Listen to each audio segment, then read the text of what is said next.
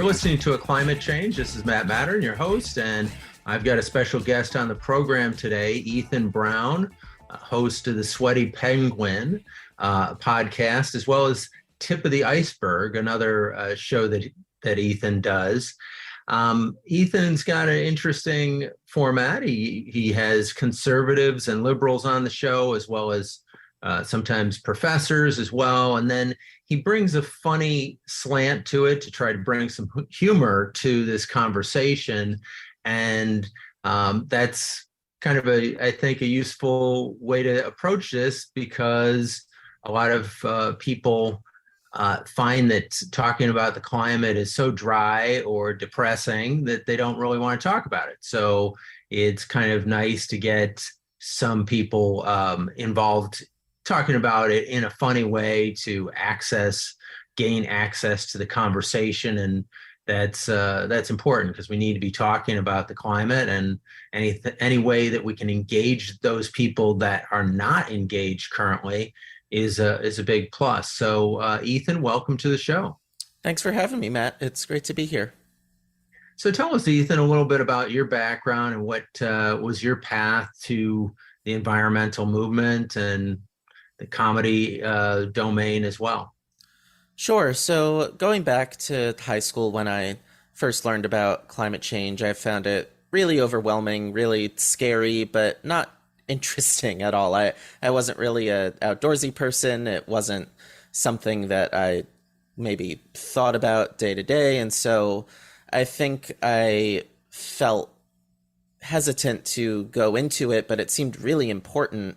I was going to college for film and television. I felt like as a storyteller, I needed a story to tell. So I decided to take kind of an environmental elective in college. And that was when I learned that it was a lot more than just the doom and gloom headlines that we see. There are real solutions to these issues. There are real nuances to them that are interesting. And there's real progress that has happened from where we've started. And learning that, I realized that I wanted to try to communicate that to people to help them be a little less overwhelmed by it. I also ran our college satire publication. I went to Boston University. It was called The Bunyan, and I did that for 2 years. I grew it from just myself to a 90-person team, which was really cool.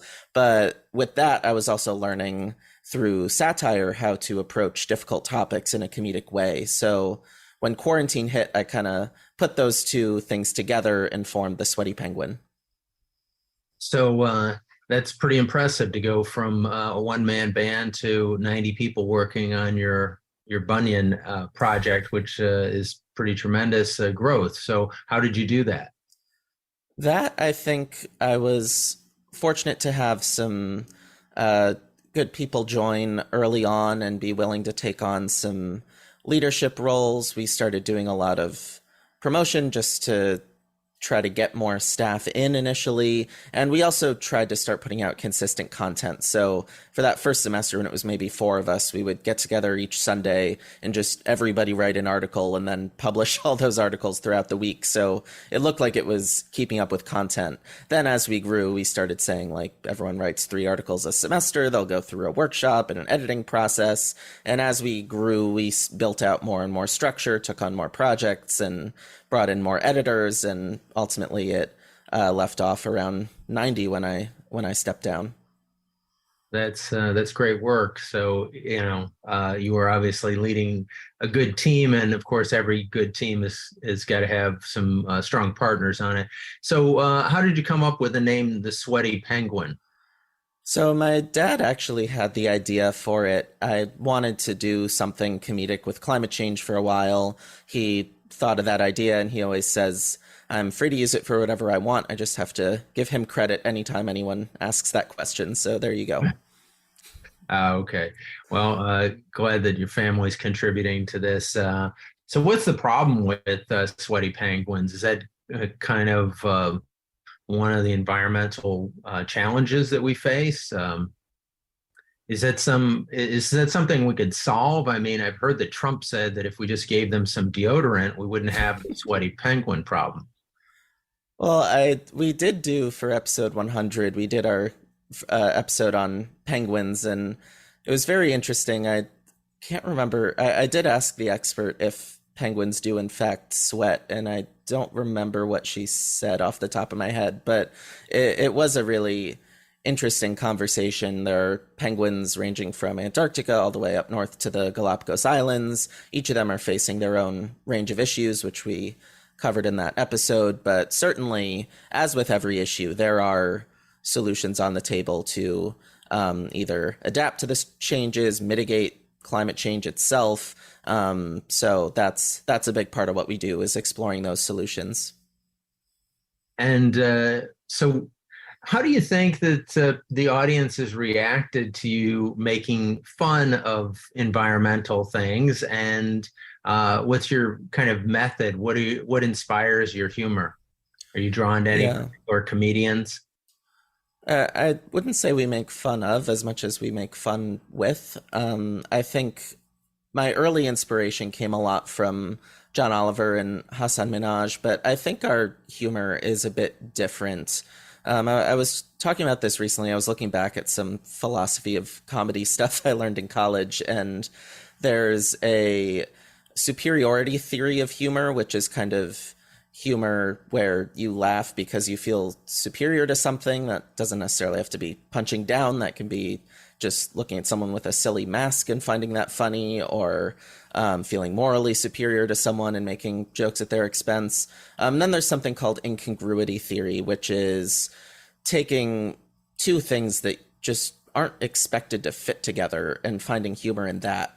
I think a lot of our humor is the second one, the incongruity theory. We find all these climate stories that just have such bizarre outcomes or surprises within them. And I think that that's where we find a lot of our humor. So it tends not to be making fun of anything as much as it is just looking at the weirdness of a situation and finding humor within that. Give us an example of how that plays out. What are some of the highlight reels of what you think has been particularly funny and incongruous? Yeah, one example, we did an episode on succulents, and succulents do face some issues due to climate change and habitat loss. But because some of these succulent species have become endangered and become rare, there has developed this illegal rare succulent market where there are people who will spend up to $1,000 on the black market to purchase these succulents. They think in their heads they are saving them from this harmful environment, but really they're preventing them from staying there and spreading their seeds, which is a big problem. And so we explored that in this episode, but we ran into this story where there was a woman in New Zealand, I believe, who got caught in an airport with like 900 succulents and seeds attached to her body with stockings, trying to go through airport security, which was just mind-boggling. But I think that was one example where we just saw a climate story that led to such a bizarre outcome, and we could find humor in that. Certainly that could be a Saturday Night Live episode of the woman trying to go through security with 900 succulents. I mean, it's so bizarre that it seems like over the top. If you saw it on TV, you'd say, oh my God, those writers are just being silly, and this is so far-fetched. Nobody could be this crazy or stupid, but wrong, they could. Yeah. So that's a good one. I was curious if you've been following the Yellow Dot Studios and what they're doing, and in particular, there was a Darth Vader video that was done regarding the Exxon knowledge of their effect on climate change, and that the production of all this fossil fuels would eventually raise the CO2 levels to exactly where they're at right now, like 430 or 450 parts per million, and that it would have devastating impact on the climate change, and that Darth Vader is saying, you guys at Exxon, I'm really envious of how evil you are. I can't believe you've kind of like out-eviled even me. Yeah, I'm familiar with the story. I haven't seen the Darth Vader skit though, so you'll have to send it to me.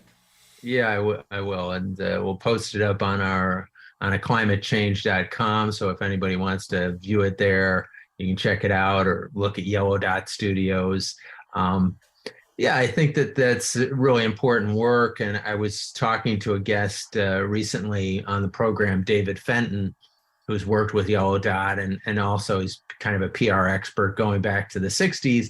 And he was talking about the use of humor in terms of communicating, as well as shifting our language about how we're communicating about climate change, because a lot of times the techniques, the words, the phrases, net zero and climate change just don't particularly resonate well with the general public. What's your thinking on that one? I agree. I think something we really try to do is communicate issues in a way that people will understand and appreciate. We look at not just the climate impacts, but how it affects people, how it affects the economy, how it affects health and justice and security. And within that, trying to understand which terminology we need to explain and which terminology we maybe don't, and we can just explain in more common language. But all of that, I think, helps engage our audience in the climate conversation a little more than they otherwise would. Well, you're listening to A Climate Change. This is Matt Matern, and I've got Ethan Brown on the program of the Sweaty Penguin. We'll be right back in just 1 minute. Talk to a famous funny man, Ethan Brown.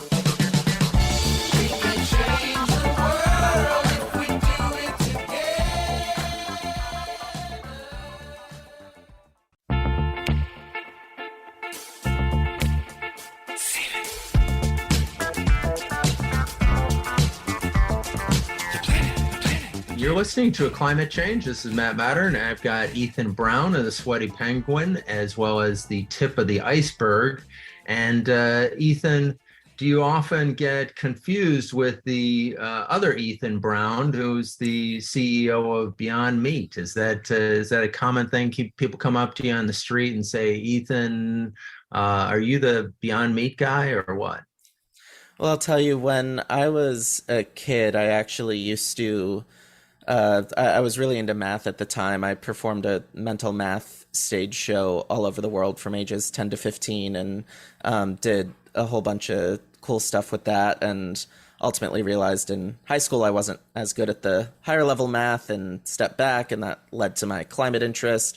I think both were kind of making overwhelming topics interesting ultimately, so there was crossover, but there was a period there where as I was making that transition, I was very insecure about all my math stuff being all over Google. And then when Beyond Meat took off, that Ethan Brown supplanted all of my stuff. And so I was very grateful that he did that. But now I got to work back onto the front page of Google. Yeah, it's tough having a guy who has a publicly traded company with the same name as you. So I feel your pain, but I'm sure that in a short order, you'll be supplanting Ethan Brown from Beyond Meat to Ethan Brown and the Sweaty Penguin. So tell us about some of the other things that you're doing. I noticed on your website that you had stuff up there from like the IPCC report. How do you make the IPCC report funny and accessible to a general audience? Well, I'll say first about the IPCC report. I think a lot of the headlines around it were very much like scientists issue final warning about blah, blah, blah. And the actual synthesis report that they released, the summary of it, over half of it was dedicated to solutions and steps that we can take to still maintain climate change under 1.5 degrees Celsius by 2100.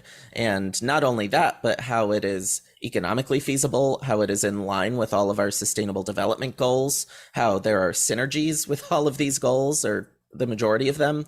And to me, that gave me a lot of excitement and optimism, not necessarily that we're already on track, but that we have this available to us. And if we communicate this right, if people understand that, if politicians act on that, then this is something we can actually accomplish. So that was a big part of how we approached the IPCC report, was trying to communicate that section of it a lot more strongly than it had been.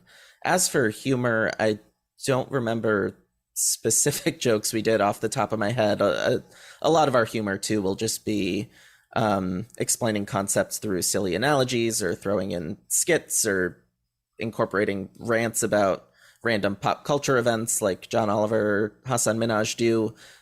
So you'll have to check out that episode to learn more. Okay, well, we'll have to tune in for that one.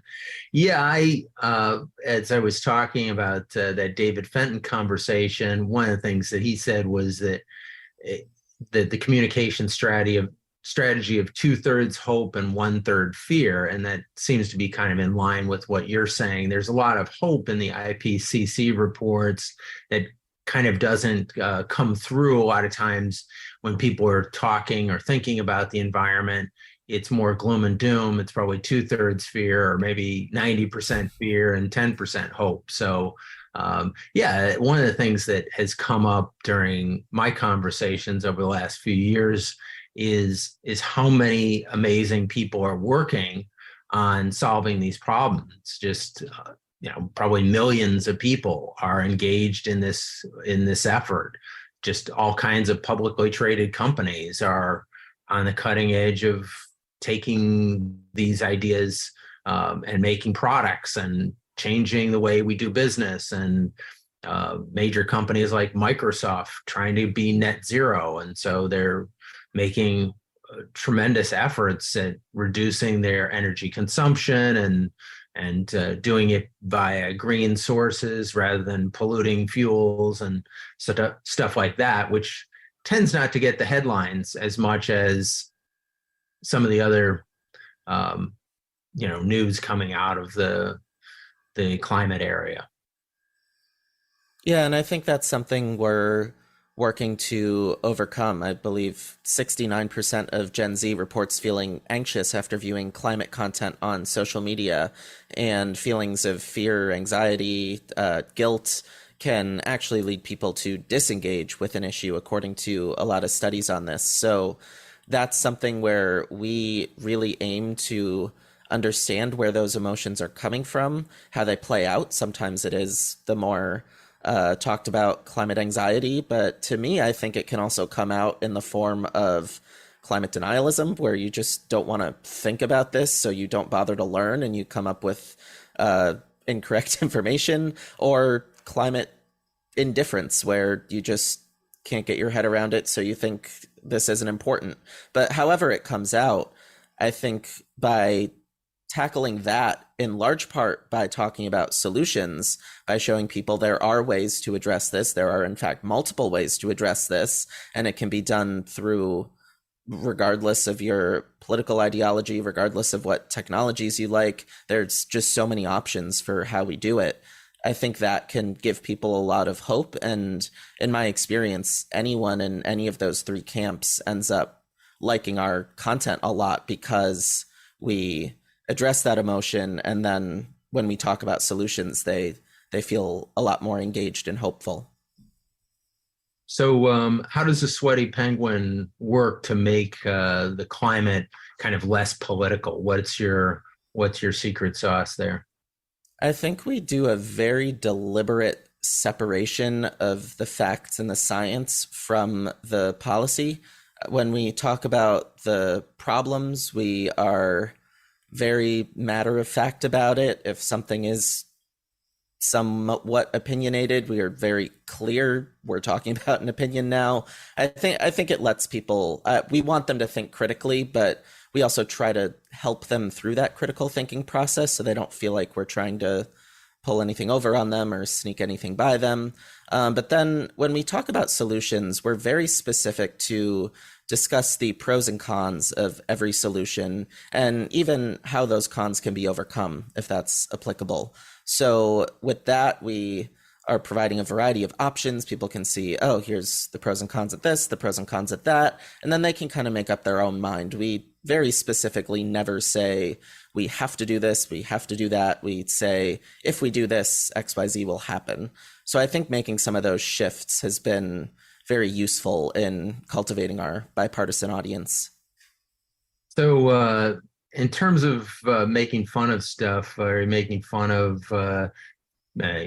people who are out in the news, such as Elon Musk and all of his doings, and certainly there's just plenty of fodder there as a comedian. Is that a topic that you've taken up at all?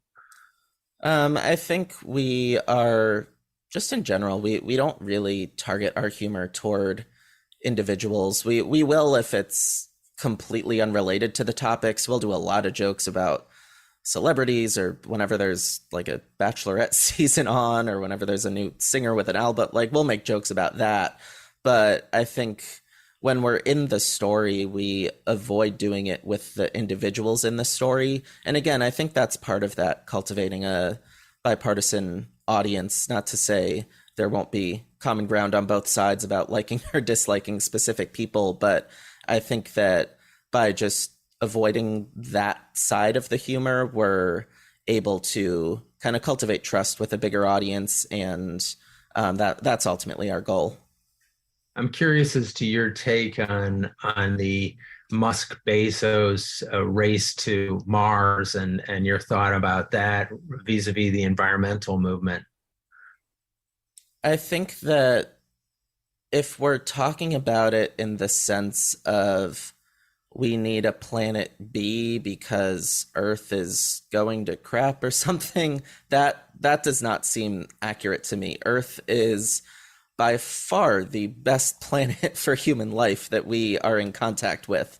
So I think it's a whole lot easier and cheaper to address climate change here, address all our other environmental issues, and live here. If we're talking about it in the sense of just exploration and interest, that's a little outside my purview, but I do want to draw that distinction. I certainly don't think that living on Mars is any easier than fixing what we've got going on here. Yeah, I think that I'm with you on that point, that we've got a great planet here.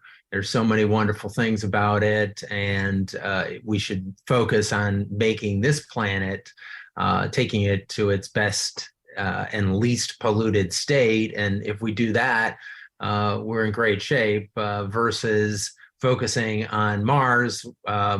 Hey, maybe a few individuals can escape versus the 8 billion who are left here.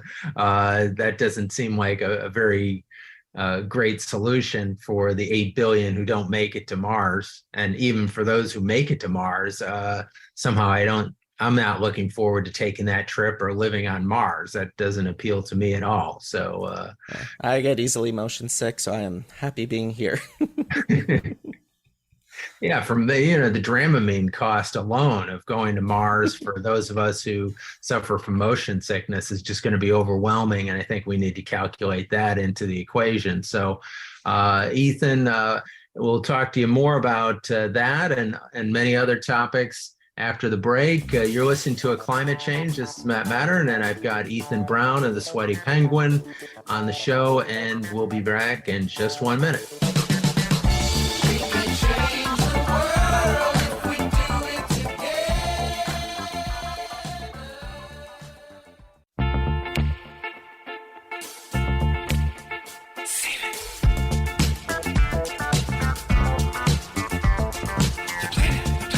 You're listening to A Climate Change. I've got Ethan Brown on the show of the Sweaty Penguin, also does the Tip of the Iceberg, and you should check both those out online.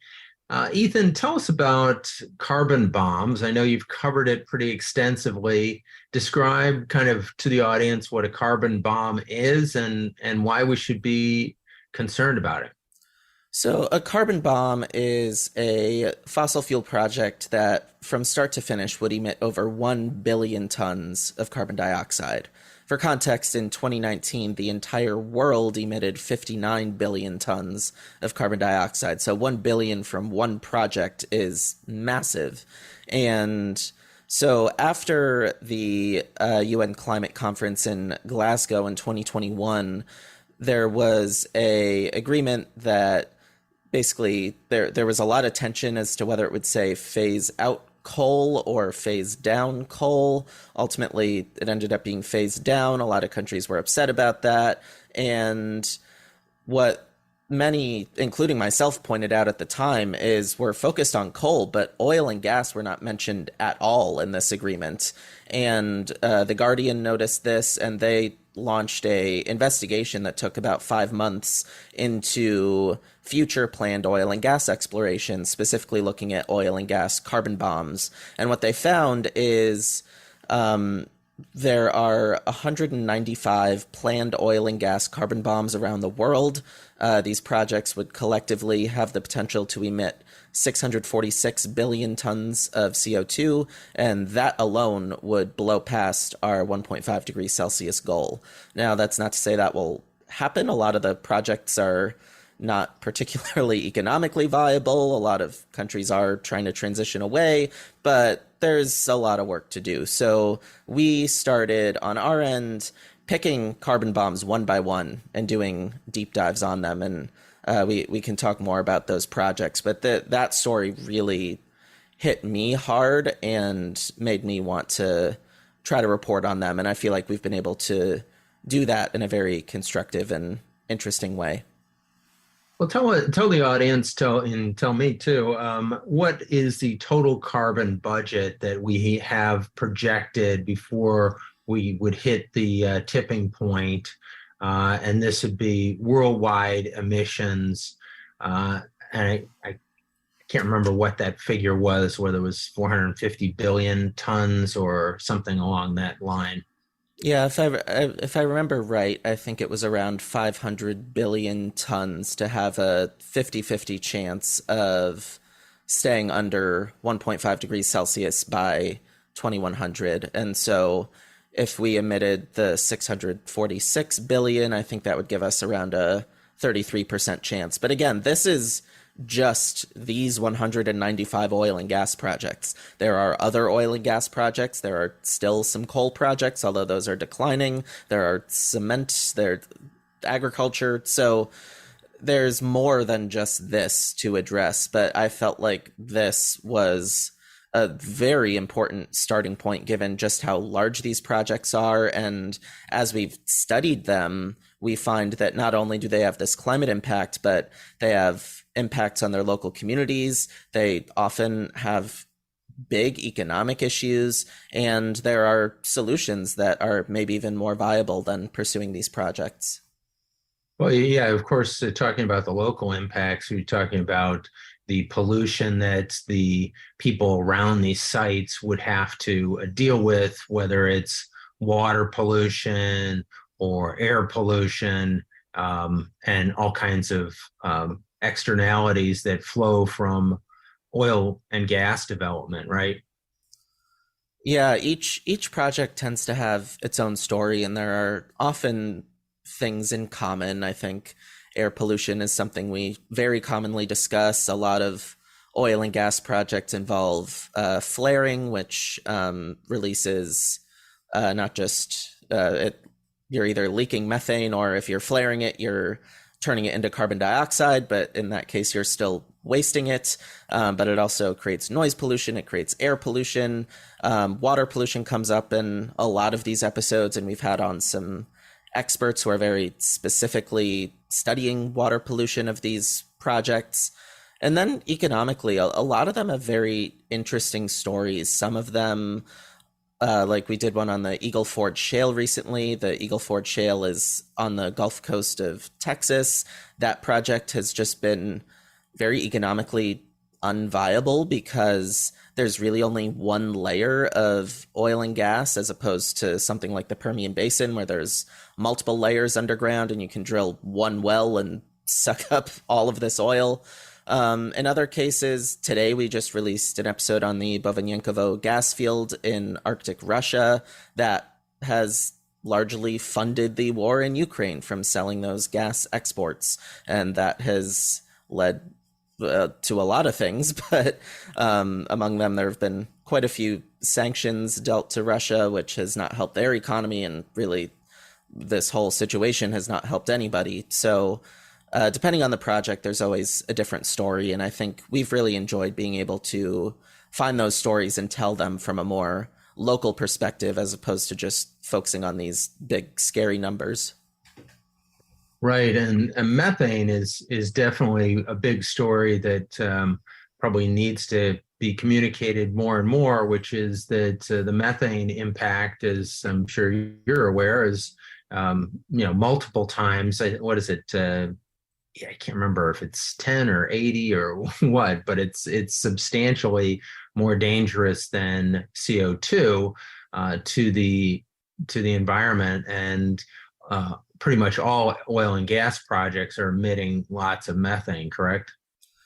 Yeah, methane is, I believe, around 29 times worse than CO2 over a 100-year period. And natural gas is mostly methane. So whenever we hear about a pipeline leak, whenever we hear about venting, which is where you're purposely just letting natural gas escape because of compression or whatever, that is leaking methane into the atmosphere. Flaring is actually considered a bit of a solution to that in the sense that you're burning the methane into CO2, but it's still wasting perfectly good methane, which could be used as natural gas. And the flaring itself has all the issues I just mentioned. There was a follow-up project that The Guardian did on methane bombs, which were projects that the methane emitted would be equivalent to 1 billion tons of CO2. And a lot of the same carbon bombs were on that methane bomb list. There were 55 of them. And so we've been able to talk about some of the methane bombs within the carbon bomb episodes. The Bovanenkovo gas field, which we released today, is the 4th largest methane bomb in the world, as well as the 9th largest carbon bomb in the world. So the issues are very much hand in hand. So where's the solution there? How do we find the positive spin in dealing with what is a very serious subject, and doesn't look good from the face of it, that we've got so many carbon bomb and methane bomb projects on the horizon? I think each project has a different story, and that's why we did this. And sometimes there are ways to mitigate some of the local impacts of the project, but often we're talking about how do we make a transition to cleaner energy sources. And in each region of the world, there is very often some clean energy source that is really lucrative. The first one we did was on the Ghawar oil field in Saudi Arabia, and they are one of the sunniest places in the world. They would be a great place to have solar panels. Talking about the one in Russia, Russia has the largest capacity for wind in the world. That's a trickier subject, but if we go to each of these places, we can find a lot of exciting opportunities to explore cleaner industries. Certainly here in the United States, we see that for every one of these projects as well. And beyond that, I think looking at what local communities are saying, trying to understand how they feel about it and how we can incorporate that into our story is very important too, because sometimes local communities are very opposed, other times they are mixed, and sometimes they're very supportive of a project. And understanding why that is and how we take that into account is can be very valuable too.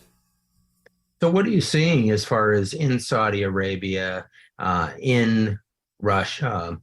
I know that Saudi Arabia has started to invest pretty heavily into other types of fuel sources and to diversify their portfolio. But do you see them kind of rolling out massive solar projects in order to harness the sun there?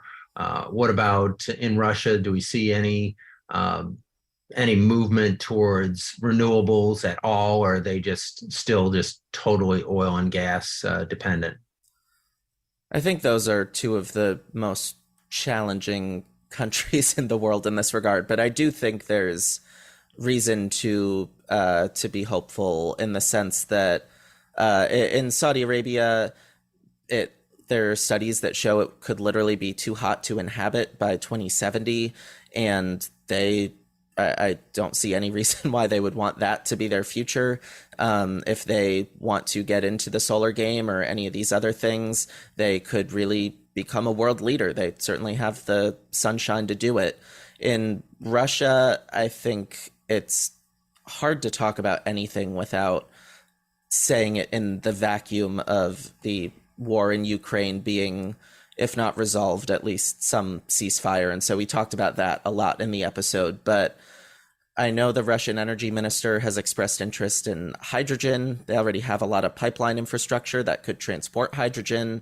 Like I mentioned, there's a lot of availability for wind there. So I think it really is case by case, but I think every country, if they actually look at the facts and see what the future looks like, if they don't do this, they should want to. You're listening to A Climate Change. This is Matt Matern, and we've got Ethan Brown on the program. We'll be right back with Ethan to talk about these issues, and stay tuned.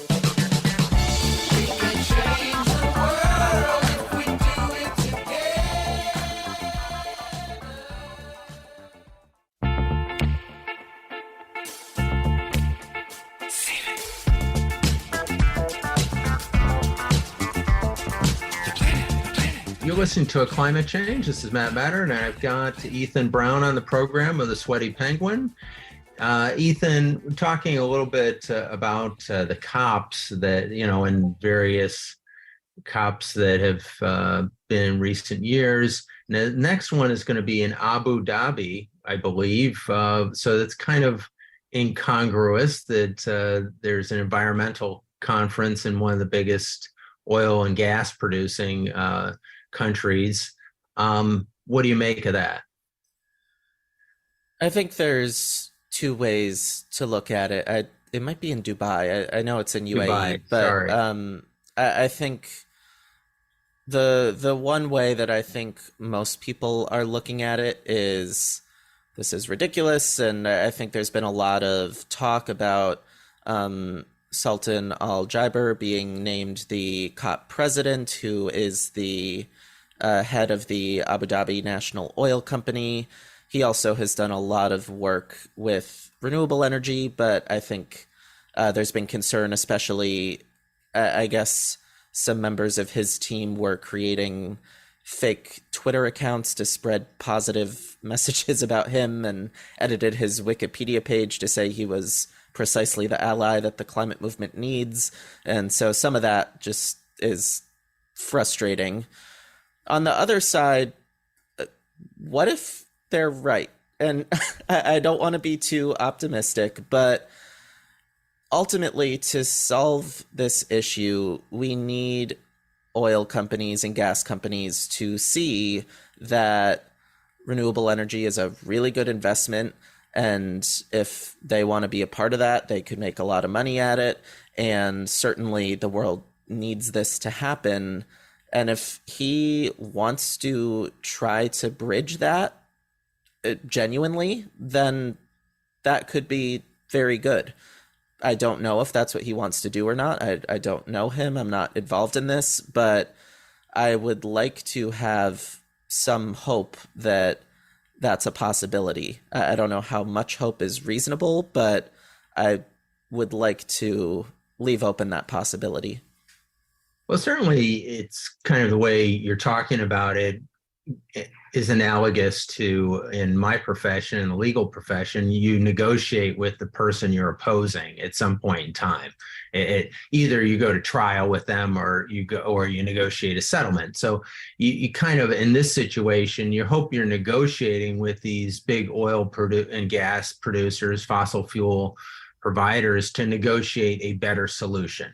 So the environmental movement probably can't expect to get everything that they want, but they can start moving in that direction of negotiating a drawdown of the production of oil and gas, and hopefully shift the the energy and focus of the oil and gas companies to more renewable sources and say, hey, you guys are energy companies. You're not necessarily oil and gas companies. So why don't you focus on solar, wind, wave energy, hydropower, whatever it is, because that is the future. And the sooner you get out in front of it, because you have plenty of resources to invest in it, you can kind of mitigate the risk to your shareholders and still have a viable company. If you don't, your shareholders are going to be holding on to shares of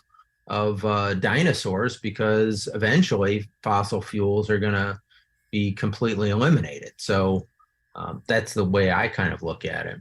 Yeah, I completely agree. And looking back to COP27 in Sharm el Sheikh, Egypt last year, I know there was a lot of frustration following the conference, but what I saw happen there, first off, they established the Loss and Damage Fund, which was a big, big, big deal for developing countries who are getting hit hardest by climate change to receive a commitment to get funding from some of the developed countries that have been the biggest contributors to it. What that will look like, how that will happen logistically, is another conversation. But just them agreeing to that was a really big deal. But the other thing I saw that was very meaningful to me, I talked about that phase out versus phase down coal thing. The European Union, Vanuatu, a variety of countries kind of came in with the goal of getting phased down fossil fuels into the agreement. It didn't happen, but by the end, I think the US had even expressed support for phase down unabated fossil fuels, so fossil fuels without carbon capture. That support was growing. I think some of the opposition was coming from some of the usual suspects like the Russias and Saudi Arabias, but also some of the African nations who have large natural gas reserves and want the opportunity to explore them. But just the coalition that was forming around that, I think, was impressive, and I think that can be built on. So we'll see what happens in Dubai, but certainly I think there is reason to feel like we're moving in the right direction. What's your thought on carbon sequestration, which a lot of environmentalists seem to be against because they think that it's just going to forestall the phasing out of the oil and gas and you know business. So what are your thoughts on that? I think there ultimately needs to be an all of the above approach. I think solar and wind and nuclear and all these other clean energy sources are very important. I also think that, I mean, if we do too much, we're that's not the problem. The issue with carbon sequestration, particularly things like direct air capture, is that they're very expensive, and it's actually a lot cheaper to transition to solar and wind and some of these things. But talking about the 1.5 degrees Celsius by 2100 goal, it's possible that we overshoot a little bit in the next, 75 years? And if we do, we have to pull it back down to meet that goal. And so carbon sequestration gives us the opportunity to do that. Also, carbon sequestration is not just giant direct air capture things or scrubbers at coal plants. It's also, how do we preserve forests? How do we preserve our oceans to suck carbon out of the atmosphere? There's a lot of carbon sequestration that is natural and good and important to preserve for other reasons. So I think, yeah, all of the above, but also acknowledging where solar and wind might be more cost effective. Talk to us about who would be on your Mount Rushmore of climate change makers. If you had top four people to etch in the side of the mountain, who goes up there? Oh my gosh, that's that's a really tough question. I think We're not going to hold you to it. You can always carve out a new person or just kind of like tear somebody down if need be, whatever.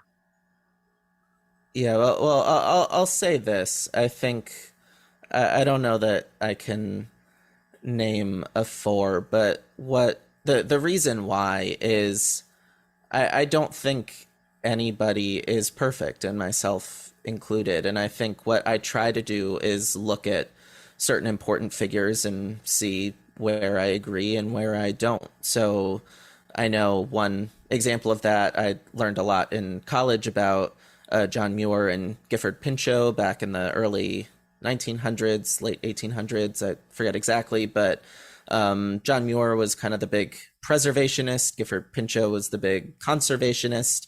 And it set up this preservation versus conservation debate. Do we want to leave everything pristine as it is, or do we want to find ways to use resources sustainably into the future? And I think I often tend to lean in a conservation direction, but I think there's reasons for both. I also know that neither of them were acknowledging indigenous rights in any way when talking about land. So I could not put either on a Mount Rushmore because I don't think either had the full picture. But that tends to be, just as an example, how I look at some of the key environmental figures. I think we can learn a lot from them, but we can also acknowledge where they might have missed a few points. Yeah, I think that's a fair statement. Well, Ethan, it's been great having you on the program. Ethan Brown of the Sweaty Penguin, as well as Tip of the Iceberg, doing great work there and bringing both humor and deep diving into these issues. Great work, and also communicating to younger folks about the importance of these issues, and that's also critical. Everybody should check out Ethan's podcast, The Sweaty Penguin, as well as his Tip of the Iceberg, and follow him on social media, as well as check out all of our social media, and you can view and listen to our material on climatechange.com, as well as on our Facebook and Instagram pages. Follow us. So I always like to encourage people to go out there and make a difference and do what you can, talk about the climate, go out there, volunteer with various organizations, reach out to people on social media, start creating the connections so that we can work together, because this is such an important issue. The most important issue facing the world. We need to work together on it. And I really like that Gandhi line, be the change you want to see in the world. So that's the challenge. Let's go out there today and be that change. Thank you, everybody, for tuning in, and tune back in next week. We can change the world.